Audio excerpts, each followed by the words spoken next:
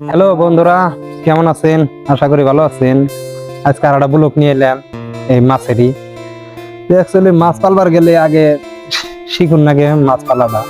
এখন সব জিনিসের শিক্ষা আছে, খালি কলি হবো না যে মাছ অমনি হিরিত করে পালম আর মাছ বড় করুম না।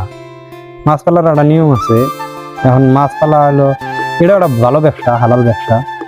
মাছ পালা লস ছাড়া ব্যবসা হলো। আসলে দানা বানা না খাওয়াইলে আবার মাছ হবো না, খালি এমনি যে মাছ পাললে কাম হবো, ওরম হবো না। অ্যাকচুয়ালি ঠান্ডার মৌসুমে কোন মৌসুমে কোন মাছ পালন লাগে, এখন 12টা সিজন আছে। এখন ঠান্ডার মৌসুমে অ্যাকচুয়ালি মাছ পালন লাগে এই যে কমন কার্প। আমার অন্য অন্য মাছ সব বিক্রি করা হয়েছে, এখন খালি কমন কার্প আছে আর কিছু চান্দা পাঙ্গাস আছে। ঠান্ডার মৌসুমে অ্যাকচুয়ালি পালন লাগে, কমন কার্পই পালন লাগে। এখন শর্ট ভিডিও কি কমু, আশা করি ভালো থাকেন।